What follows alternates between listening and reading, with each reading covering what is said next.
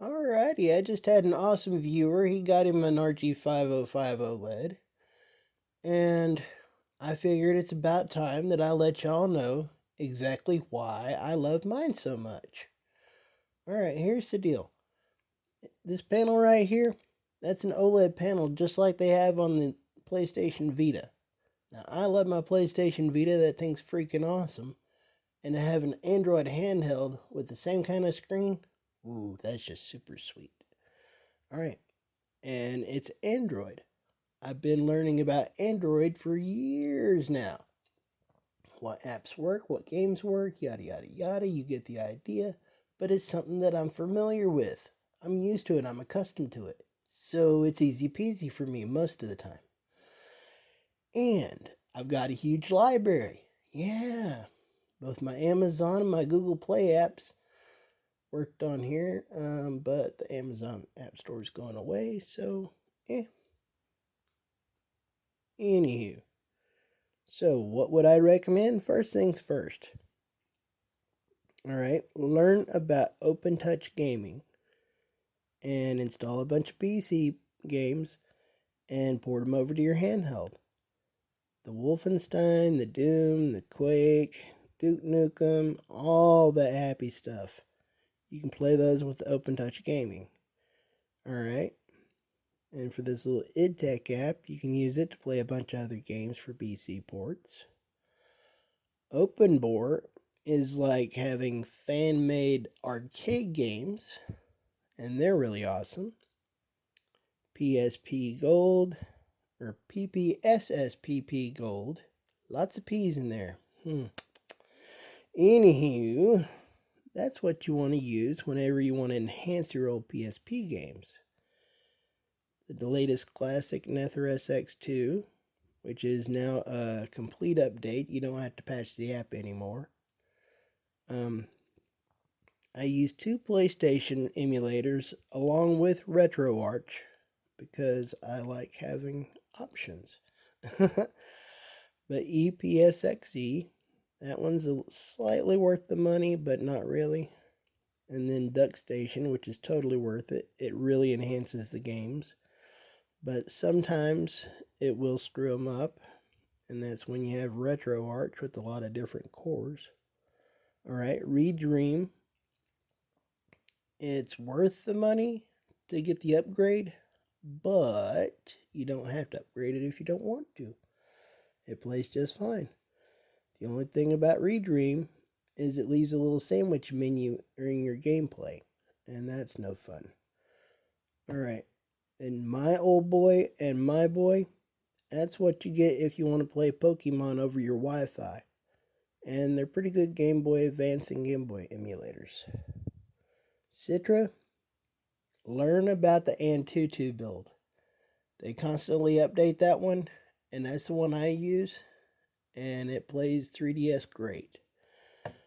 Alright, for Dolphin emulators, you got some options, dude. I am a beta tester for the nightly builds, and so I get updates constantly on the regular Dolphin emulator. And there's Dolphin for handheld, which you get from a Retroid, and Dolphin MMJR and MMJR2, which I believe you learn about those from Russ from Retro Game Core. I think he's got a good tutorial. M64 plus FC Pro, that's what you want for your N64 games. It's worth the money, trust me. That one, I bought it, it works about the same. Drastic, you don't have to pay for that one anymore, yay. And you want to use both of them because sometimes Melon DS can play a game, sometimes Drastic can play a game, it just depends. So you want both of them for testing. Drastic, you can definitely enhance the games and make them look better. So, yay for Drastic. Melon DS just has more compatibility, but the games don't look that great. SNES 9X, you can get same performance out of RetroArch, but if you don't like messing with RetroArch, there you go. Alrighty, that's the emulators. As for games, that's all personal preference. I can't tell you what you like to play. Everybody's different. The X-Ash, that's, what is that again? Oh yeah, Half-Life 1. Then you get the source engines for Half-Life 2, the episodics, the Portal, little mods like Nightmare House. I don't recommend buying the Final Fantasy VI Pixel Remaster unless you want to touch your screen. That's no fun. I like controller support in most of my games, so yeah, I don't want to map nothing. Some of the best games you can buy are Streets of Rage 4, TMNT, Dead Cells, and what else here? Oh yeah, don't buy the new Goat Simulator games because their controllers are all screwed up. Just a heads up. What else? What else? What else? A lot of the Sonic games are moddable, like Sonic Robo Blast and Sonic Mania and Sonic 3 Air, all moddable. I haven't messed with Sonic CD yet, but Sonic 2 and Sonic 1 you can mod.